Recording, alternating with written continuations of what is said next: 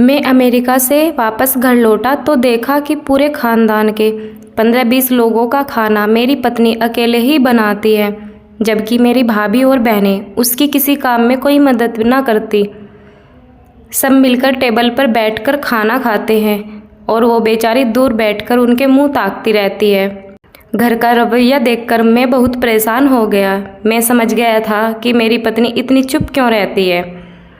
एक दिन घर में मेहमान आए हुए थे तो मैंने सबके सामने ही अपनी पत्नी के साथ जो किया उसे देखकर सभी के होश उड़ गए। मुझे आज भी वो दिन याद है जब मैं अपनी शादी के 3 साल बाद हिंदुस्तान वापस आया था। घर का हर शख्स एयरपोर्ट पर मौजूद था, जिसमें मेरी 2 साल की बेटी तनु भी थी। मेरी आंखें तो रीमा को ढूंढ रही थी, लेकिन उसको वहां ना पाकर मैं थोड़ा बेचैन सा हो गया। घर वालों से मिलकर मैंने तनु को गोद में ले लिया तो वह ज़ोर ज़ोर से रोने लगी। प्रमोद, लाओ इसे मुझे दे दो, दीदी की आवाज़ आई तो फ़ौरन ही मैंने रीमा का पूछ लिया, दीदी रीमा क्यों नहीं आई मुझे लेने, और फिर इतनी छोटी बच्ची को साथ भेज दिया। प्रमोद, तुम परेशान मत हो, वो घर पर है, तुम्हारे लिए खाना बना रही है। वह कौन सा रोज़ रोज़ काम करती है, आज सब लोग तुमसे मिलने आए हैं तो इसलिए वो खाना बना रही है। मैं दीदी की बात सुनकर खामोश हो गया। एयरपोर्ट से घर तक लगभग 1 घंटे का सफ़र था। मैं पूरा रास्ता तनु से खेलता रहा। अब वह मुझे देखकर हंस रही थी। सब कुछ अच्छा सा लग रहा था, लेकिन दिल उदास था। काश रीमा भी आ जाती। 3 साल हो चुके हैं उसे देखे हुए। क्या खाना बनाना ज़्यादा ज़रूरी था, मिलना नहीं? मेरे दिल में कुछ अजीब अजीब से सवाल उठ रहे थे। खैर, घर के दरवाजे पर पहुँचे तो रीमा पहले से ही गाड़ी की आवाज़ सुनकर वहाँ पहुँच चुकी थी। दूर से देखा तो दिल चाहा जाकर मिल लूँ, लेकिन नहीं, बस दूर से ही मुस्कुरा दिया और वो हल्की सी मुस्कुराहट के बाद पानी लेने चली गई। पूरा दिन मेहमानों का आना जाना चलता रहा। घर वाले बहुत खुश थे। मेरे दोस्त भी मिलने आ रहे थे। रीमा किचन से निकल ही नहीं पा रही थी। कभी किसी को चाय पेश करती तो कभी किसी को खाना देती। मानो यूँ लग रहा था जैसे मेरी रीमा तो कहीं खो गई है। शाम हुई तो मेहमानों का आना कुछ कम हुआ। सब खाना खाने में बिजी थे। मैंने सोचा रीमा की कुछ मदद करूं। सुबह से बस काम में ही लगी है। अभी उठा ही था कि मम्मी ने बुला लिया, प्रमोद मेरे पास आकर बैठ जाओ। जी मम्मी जी, रीमा से कुछ बात करनी है, आ रहा हूँ। उसे छोड़ो, काम ख़त्म करके खुद ही आ जाएगी। वैसे भी कौन सा काम करती है, आज ही तो करने लगी है। उसे करने दो। मैं हैरान था क्योंकि रीमा के बारे में मैं ये दूसरी बार सुन रहा था। रीमा के खिलाफ कहीं ना कहीं आग मेरे दिल में लग चुकी थी। सुबह जब दीदी ने रीमा को काम ना करने के लिए बोला और साथ में मम्मी भी रीमा को डांटने लगी तो मैं भी चुप करके बैठ गया और सोचने लगा कि शायद मम्मी ठीक कह रही है। आखिर वो मेरी माँ है, गलत कैसे हो सकती है। रात को जब सोने चले गए तो रीमा से कुछ बात करने का मौका मिला। रीमा, तुम इतनी चुप क्यों रहती हो? तुम तो बहुत बोला करती थी, याद है ना? पूरा दिन हम ऑफिस में बस तुम्हें चुप कराया करते थे सब मिलकर। कभी उससे लड़ाई तो कभी मैडम सुनीता से। दरअसल रीमा और मैं एक ही ऑफिस में काम करते थे। रीमा मुझे पहले दिन से ही पसंद आ गई थी। जब वह पहले दिन नौकरी पर आई थी, मासूम सी लगती थी पर बोलने में पूरी तोता थी। हमने 3 साल तक एक साथ जॉब की। फिर मुझे बाहर जाने का मौका मिला तो जॉब छोड़ दी। लेकिन रीमा, मैं आपको कभी नहीं भुला। तुमको अपनाना चाहता हूँ, तभी माँ को राज़ी किया, जो कि बहुत ही मुश्किल काम था। और आखिरकार हम दोनों एक हो गए। मैं बस 1 महीने के लिए ही अपनी शादी पर आ सका। शादी के बाद इधर उधर दावत घूमना फिरना लगा रहा। पूरा महीना गुजर गया, पता ही न चला। प्रमोद, बस रीमा ने अभी इतना ही कहा था कि तनु ने रोना शुरू कर दिया। रीमा उसको चुप कराने में और सुलाने में लग गई। मेरी आँख कब लगी पता ही न चला। सुबह तनु के रोने की आवाज़ से मेरी आंखें खुल गई। रीमा, यार तनु को देखो, ये क्यों रो रही है? पर तनु के ज़्यादा रोने की वजह से आखिर में उठ ही गया। रीमा, कहाँ हो यार? यह कहते हुए मैं तनु को लेकर कमरे से बाहर आया तो फिर से रीमा को किचन में ही पाया। चने कम पड़ गए हैं रीमा, चने और लाना है। मम्मी की आवाज़ मेरे कानों में पड़ी तो कुछ देर रुक सा गया। सब लोग खाने की मेज़ पर थे सिवाय रीमा के। मम्मी ने मुझे देखा तो बुला लिया। आ जाओ बेटा, नाश्ता तैयार है, देखो तुम्हारे सब बहन भाई मौजूद है। मैं बोला, मम्मी रीमा कहाँ है? तनु को भूख लगी है। तभी दीदी बोली, लाओ तनु को मुझे दे दो, तुम फ्रेश हो जाओ। मेरी बात किसी को भी अच्छी नहीं लगी थी, पर कुछ ऐसा भी था जो मुझे भी अच्छा नहीं लग रहा था। सुबह से दोपहर से शाम तक रीमा बस एक ही काम था कि वो हर किसी की ख्वाहिश पूरी करने में लगी रहती। मैं समझ चुका था कि रीमा इतनी चुप क्यों रहने लगी है। मेरे घर में आ जाने के बाद रीमा के चेहरे पर कुछ बदलाव आना शुरू हुआ। शायद मेरे जाने के बाद सब उस पर हावी हो जाएंगे। तभी वह थोड़ा सा सहम चुकी थी। वक्त गुजरता रहा। अब वो काम छोड़ भी दिया करती थी या मुझसे कह देती और मैं खुशी से उसकी मदद करने उठ जाता। आज मम्मी की आवाज़ आई कि रीमा नाश्ता बना दो, आलिया आई है। आलिया मेरी दीदी का नाम था, जिनकी शादी हमारे घर के करीबी चाचा के दोस्त के लड़के से हुई थी।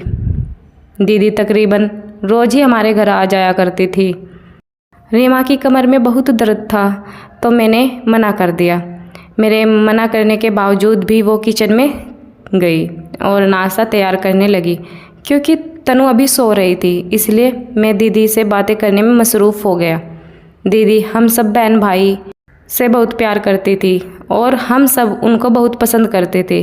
प्रमोद प्लीज़ खाना लगवा ले मेरे साथ में। हाँ ठीक है। मैं सर हिलाकर उठ खड़ा हुआ और रीमा की मदद करने लगा। यह बात किसी को अच्छी नहीं लगी। जब सबका नाश्ता हो गया और रीमा भी तनु को लेकर कमरे में चली गई, तब दीदी और मैं एक दूसरे से बातें करने में मसरूफ़ हो गए। प्रमोद, तुम जानते हो मैं तुम लोगों को बहुत प्यार करती हूँ। कभी ऐसा नहीं चाहती कि तुम लोग खुश ना रहो, लेकिन मेरी एक नसीहत पर अमल करोगे तो खुशी रहोगे। आगे तुम्हारी मर्जी है, मैं तुम पर ज़बरदस्ती तो नहीं कर सकती। जी दीदी आप बोले। आपको मालूम है कि हम सब भाई बहन आपके और मम्मी की बात को ज़रूर अहमियत देते हैं। प्रमोद, तुम अपनी बीवी की मदद ज़रूर किया करो, लेकिन इस हद तक जब तक कि तुम्हें कोई ना देखे। अच्छा नहीं लगता तुम बर्तन उठा रहे हो और औरत वाले काम कर रहे हो। जो आदत तुम आज उसकी डालोगे कल वही रहेगी जो उसके काम है, उसको करने दिया करो। आखिरकार वो आहिस्ता आहिस्ता कर ही लेगी, लेकिन अगर आदत बन गई तो फिर तुम्हें हमेशा के लिए उसकी मदद करनी पड़ेगी। दीदी की बात मेरे दिल को लगी। दिन गुजरते रहे, रीमा काम में लगी रहती। कभी मेरा दिल चाहता तो बस तनु के लिए दूध बना देता, उससे ज़्यादा कुछ नहीं। मम्मी नहीं चाहती थी कि मैं वापस दूसरे मुल्क जाऊं, बस फिर वहीं रह गया क्योंकि मैं एक मेकअप कंपनी में जॉब करता था। मैंने इसी काम को घर पर ही शुरू कर दिया, जिससे मैं घर बैठे ही कंप्यूटर से ऑनलाइन मेकअप सेल करता था। वक्त गुजरता गया, सब कुछ नॉर्मल था। मैंने कभी गौर ही नहीं किया कि रीमा क्या करती रहती है। जब मेरे 3 बच्चे हुए तो थोड़ा गुजारा करना मुश्किल हो गया। मेरी दोनों बेटियां तो स्कूल जाया करती थी, लेकिन बेटा अभी छोटा था। तभी मैंने और रीमा ने एक फ़ैसला किया कि हम बच्चों को बेहतर शिक्षा देने के लिए शहर में शिफ्ट हो जाएंगे। वहाँ रीमा नौकरी कर लेगी और मैं घर बैठे अपनी चीज़ों को सेल कर लूँगा। दीदी से मशवरा किया तो उन्होंने भी उसकी हामी भर ली कि ठीक है, बस मम्मी को मत भूल जाना। मेरी तो ख्वाहिश थी कि मम्मी भी हमारे साथ चले, लेकिन मम्मी अपनों को छोड़कर जाने के लिए तैयार नहीं थी। वह बड़े भाई के साथ रहने लगी। अब ज़िंदगी बेहद मसरूफ़ थी। मैं पूरा दिन शाम तक ऑर्डर ही लेता रहता और उनके पते पर भिजवा देता। रीमा जॉब में बिजी थी और बच्चे पढ़ाई में। एक दिन रीमा जॉब से आई, शायद कुछ ज़्यादा ही थक गई थी। आते ही सो गई और हम सब भूखे ही रह गए। रीमा थोड़ा बीमार रहने लगी थी। अब जब वो वापस आती तो पहले की तरह चुस्त और ठीक महसूस ना करती। अब दोपहर के खाने के साथ साथ हम रात का खाना भी होटल से मंगवा लिया करते। रीमा रोज़ कहती कि प्रमोद मुझे डॉक्टर के पास ले जाओ, और मैं रोज़ काम की वजह से नहीं जा पाता था। सालों साल यूं ही गुजरे रहे, ना मुझे टाइम मिला, ना रीमा की बीमारी ठीक हुई। नहीं मालूम उसे क्या हुआ था। फिर एक दिन ऐसा आया जब मैं खूब बीमार हुआ।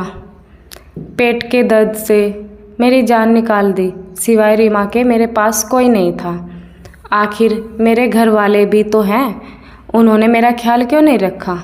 एक दफ़ा फिर एहसास हुआ कि रीमा के साथ बहुत गलत कर जाता हूँ, लेकिन यह एहसास शायद कुछ ही दिनों का होता था।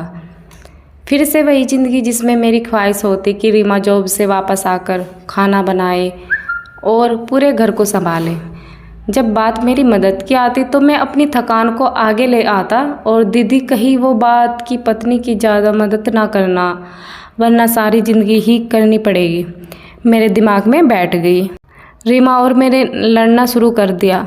कभी वो टाइम ना देने पर मुझसे लड़ती, तो कभी मैं खाना ना बनाने पर, और कभी तेरे घर वाले कभी मेरे घर वाले, बस तू मैं से वक्त गुजरने लगा।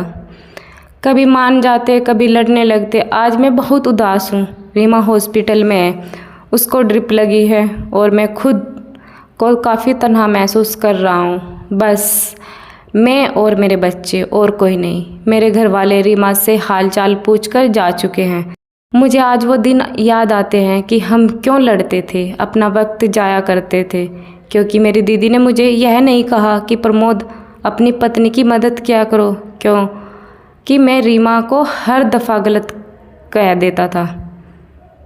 और बस मुझे यही लगता कि ये बस काम से भागने के चक्कर में रहती है। क्यों हर दफ़ा मैं अपने घर वालों की बातों को नहीं समझता था। मैंने और मेरे घर वालों ने रीमा को बदल डाला। वह रीमा जो ज़िंदगी जिया करती थी, मैंने उसकी खुशियाँ अपने तानों से ख़त्म कर डाली।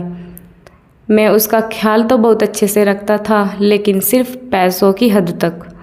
रीमा तुम वापस आ जाओ, मैं तुम्हारे बिना नहीं जी सकता। तुम मेरी ज़िंदगी की साथी हो, मुझे तुम्हारे साथ की ज़रूरत है। बस ठीक हो जाओ यार। मुझे आज समझ आया कि वह तो खाना भी नहीं बनाती थी, फिर भी क्यों थक जाया करती थी। सिर्फ खाना बनाना, घर के कामों में शामिल नहीं होता, और भी बहुत कुछ होता है। आजकल मैं भी खाना बाहर से मंगवाता हूँ और फिर भी बहुत थक जाता हूँ। पूरा दिन में 5 मिनट का आराम नहीं कर सकता। रीमा तुम सच कहती थी कि प्रमोद दुनिया की नज़रों में सिर्फ मर्द ही क्यों थकते हैं। आखिर औरत क्यों नहीं थक सकती? उसको इजाज़त क्यों नहीं होती कि वह अभी अपनी थकान को बयां कर सके। मैं अपने भाइयों से यह ज़रूर कहना चाहूँगा कि जो गलती मैंने की है आप मत करना। और एक बहुत अहम बात, हमारे घर वाले जितना हमसे प्यार करते हैं उतना हमारी पत्नी से नहीं कर सकते। लिहाजा पत्नी आपकी है, न कि मोहल्ले वालों की। आपको अपने घर को संभालना है, लिहाजा उसको भी जो ज़्यादा मजबूत बनाने के लिए आपके प्यार और मदद की ज़रूरत पड़ती है। अपनी पत्नियों की उनके कामों में मदद किया करो, ताकि अगर मैं थक भी जाए तो आपका साथ उनका सहारा बन जाए, आपका घर हमेशा स्वर्ग बना रहे। दोस्तों, इस कहानी के बारे में आपका क्या कहना है, हमें कमेंट करके ज़रूर बताना। कहानी अच्छी लगी तो लाइक शेयर कमेंट ज़रूर करें।